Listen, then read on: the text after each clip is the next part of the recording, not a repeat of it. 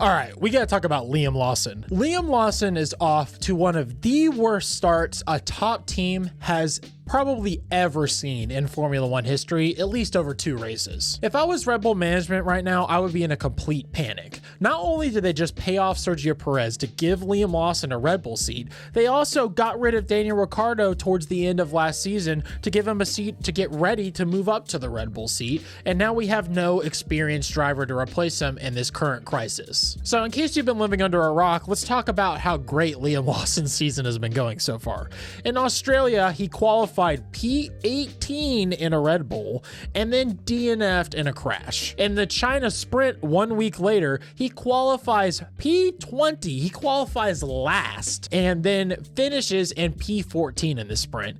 And arguably the one that looks the worst to me is he then has 24 hours to think about what he's done with himself and figure out how to re-qualify better after the sprint qualify better. He has a whole sprint race to get acclimated to the track and then goes out there in the Chinese Grand Prix regular qualifying and drops another P20 and then makes it all the way back up to P12, which seems like, all right, 8 places, that's pretty good. No.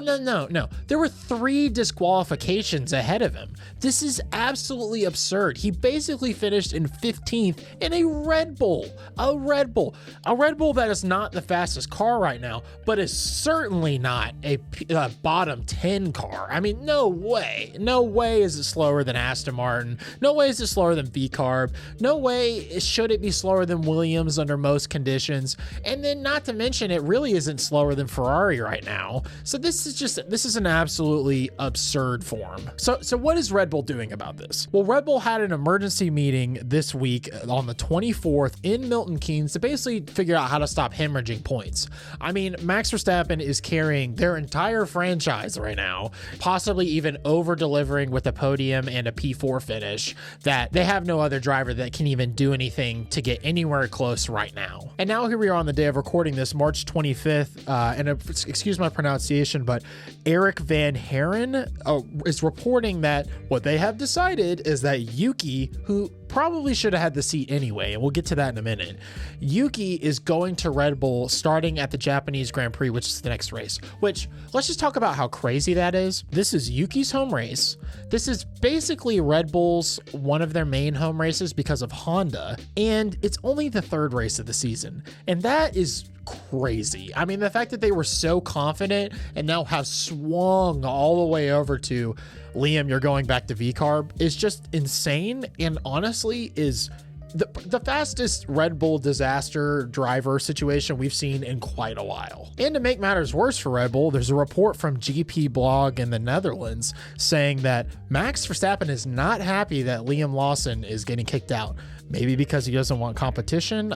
I genuinely don't know. But anything with the words Max Verstappen is not happy while Red Bull is in poor form right now, or, less than normal form, is not good. Before all this was confirmed, Liam and Yuki are being asked about it and weighing in.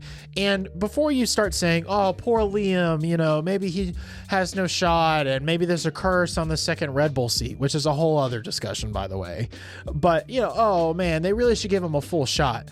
Liam, every time that you have a chance to feel bad for Liam, he goes and acts like he's God's gift to F1.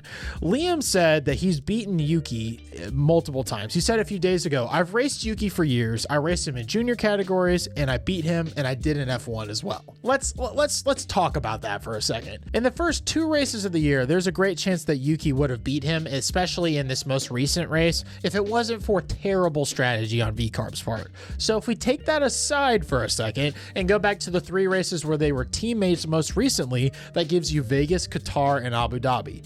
In Vegas, Yuki finished P9 and Liam finished P16 in a V-Carb. In Qatar, Yuki finished 13th and Liam finished 14th in the V-Carb.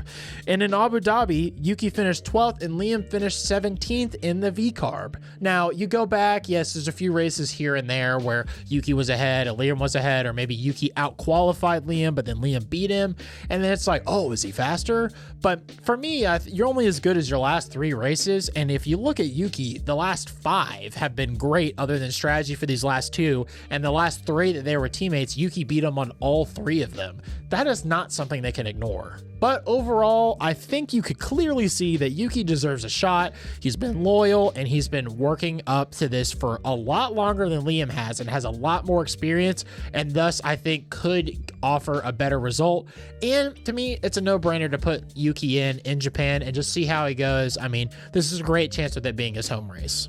And now that all the facts are kind of laid out here, let's see how the internet is responding to this. Liam Lawson has made history. He's the fastest RB junior to get promoted to the main seat and the fastest to get dropped back to the junior team. Generational talent indeed. Liam Lawson Chinese Grand Prix. P20 sprint race quality, P20 regular race quality, Mr. Consistent. RIP Red Bull Liam Lawson, March 16th to March 23rd. Liam Lawson fired and getting demoted from Red Bull Racing. Putting Isaac Hadjar with Liam Lawson is a hate crime. Oliver Behrman saying ciao as he passed Liam Lawson with his Haas. Ooh, this diva. Liam Lawson's unbelievable career at Red Bull Racing. 2 Grand Prix, 2 race starts, 2 weeks, 0 points. Unreal talent.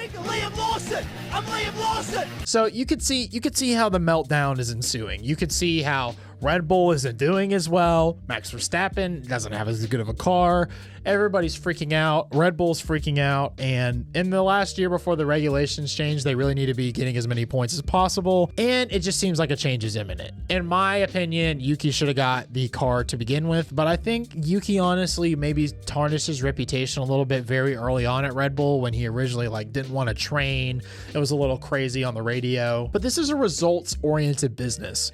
And Red Bull seemingly just hasn't looked at the results as much in the last couple years, especially with giving Checo so much time. I mean, realistically, what they should have done, and this would have solved all of the problems, at the end of last season with a couple races to go, you fire Checo when the constructors is basically out of reach, and you promote Daniel Ricciardo and see how he does. Because you can always start this season with Liam Lawson in the Red Bull seat. It would have made no difference to what ended up happening, but it would have given the most experienced driver at their team, other than Max, a chance to drive in the Red Bull and see how it goes. I mean, he was great before, and he can handle the car's concept all those years ago, and it seems like he was able to do it really well based off some of the testing that he had done. So, I mean, who's to say? This is all hearsay, but what we do know is it seems like Liam Lawson's days at Red Bull are numbered, and that he's probably going back to VCARB, and that this is Yuki's one shot to prove himself. With all that said, be sure to like, subscribe, and follow at the Pitwall Pod. Lots of great stuff coming your way, so be sure to be here for all of that as we cover more news like this,